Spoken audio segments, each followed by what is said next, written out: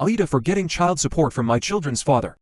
I 20 for F and my ex-boyfriend 20 for meters. We're dating for 6 years. We have 2 kids together, our first being born in 2023. I'm unfortunately going to have to take this to the very beginning. Things were obviously great in the beginning. We had a lot of love to give. No fights, not many arguments, but a lot of conversations.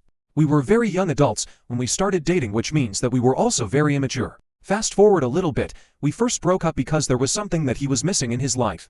I respected that and let him go to figure out that missing piece. We got back together in 2019 and things were great again. Fast forward to what this post is really about. Our children, like I previously stated, our first was born in 2023, but problems arose in 2022 when I was pregnant. I was our only transportation. I had my own car and my license. He doesn't have a license or a car, he has his permit. During my pregnancy I know that my personality changed. I became a little pushier about him getting his license, even understanding him. About his anxiety with being behind the wheel. I felt bad and would always apologize for being pushy, and remind him that I was not trying to make it seem like I was disregarding his feelings. He also had a major certain hub addiction, if you know what I mean. It made me feel insecure a lot, and I did express this to him every time. He always said he'll try, and I took it as that every single time. Obviously, nothing changed, so I became frustrated and angry and maybe even resentful. Maybe we lost our spark. Maybe we can ignite it again. I thought to myself, so I told him a day to take off of work and took him out to dinner for a date night. Fast forward to having our first. A couple weeks after having our firstborn, he wasn't helping me at night with our child. He blamed it on being exhausted after work. In which I completely understood, but I said, I'm tired too. I just ask for a nap, even if it's just for an hour. I never got those naps I asked politely for. The apartment was too much to afford anymore, so he put his name on the title of a trailer. And we lived in that trailer with his mom and his brother. I was honestly excited because maybe this meant that I could get a break here and there to at least take my showers alone. I was a stay-at-home mom when my son was born. Because we didn't have childcare, we got denied because he made too much. Problems were still arising even in the trailer. No motivation to drive, or doesn't want to drive. It was getting on my nerves, and I sat him down to talk about these things that were actually starting to bother me. He said he'd try harder, in which things would change for a weekend then go back to the same pattern. This happened a lot. I even would remind him often how much I appreciate the things I've seen through the week and how much stress is lifted off my back. Then boom, right back to square one. It was exhausting to go back and forth. Not even a year into being in the trailer with his family, things were tense. He went away for the weekend, an hour away with his buddies, while our kids had COVID and RSV at the same time. I truly felt like he deserved the break, and he let me know way ahead of time that they planned this trip. He did this 3 times, a camping trip with the boss's friend. Teeter always asked, are you sure you're okay with him leaving? And I said, as long as at some point I can get my weekend or a night out with my best friend, then of course. I hope you guys have fun and be safe. In which they both responded that it was well deserved for me to only get the same treatment. Spoiler: I never got that. I went to my best friend's house on a Saturday night. Our kid was in bed. Not even 5 minutes after getting there, he calls my friend's phone and I put it on speaker. He completely flips out at me, swearing at me to get back home, because our kid is screaming and crying. He supposedly try everything. I apologized for what my friend and her family just heard and I left. My best friend is his childhood best friend too, by the way, so his family and her family are super close. I got back home and took care of our kid. Pretty sure it was growing pains because my kid's leg was super stiff. I massaged his leg and he fell asleep in my arms, and once I felt comfortable, I laid him in his crib. I closed his bedroom door and I looked straight at my BF at the time, and I just could not hold it in anymore.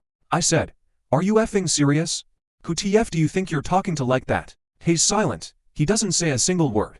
I continued, you'd know what to do if you were actually present. Did you know that? You'd know how to be a parent and take care of him without my help if you weren't such a fake present father. But no, you have only stayed around because you didn't want to follow in your father's footsteps.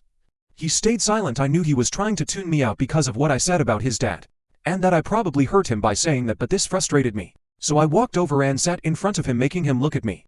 I raised my voice a little bit higher than a whisper, and kept going, saying, it's funny that you can get an entire weekend away, but I can't even get 5 minutes on a Saturday night. You were also on speaker, by the way, so good job for embarrassing yourself in front of your second family. I couldn't help but to just keep going. It's like 6 years of frustration just came out in the span of an hour. I realized my conversation wasn't going anywhere and I told him I was done. His anger had gotten worse, never laid his hands on me or the kids, had our second child. Defer this conversation. But once I saw that he was coming home with a hand wrap and throwing things out of frustration with gaming alone, I honestly became weary and a little scared. His attitude got worse, etc. I was tired of doing single mom activities while in a relationship with the father of our kids. If I wasn't going to leave for myself, I was going to leave for our children, and that's exactly what I did.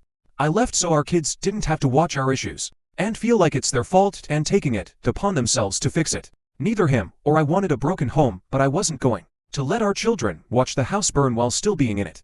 I left and I truly thought it would be the end of it. He asks to see the kids, I let him butt in there to watch and to make sure nothing goes wrong.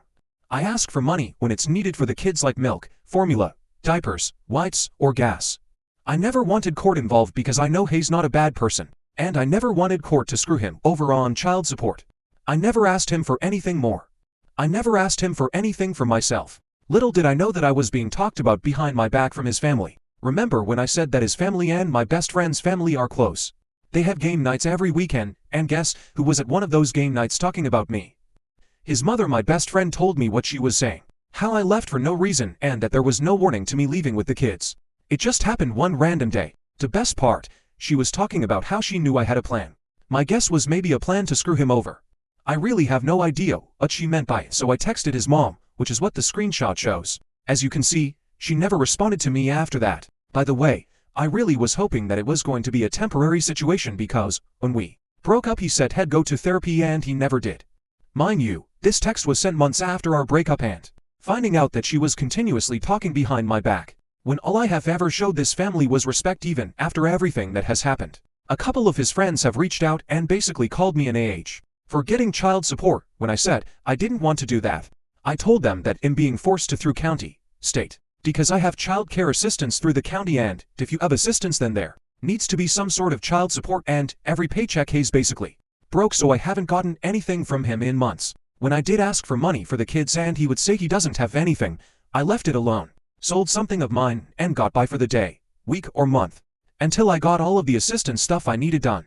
They basically said it was BS and they don't believe it. So am I actually in all of this? This has been on my mind for such a long time, maybe because his mom recently talked behind my back again about not bringing the kids over a couple weeks ago. But let me know what you guys think, please, because this is honestly driving me insane thinking that I'm the problem and always have been.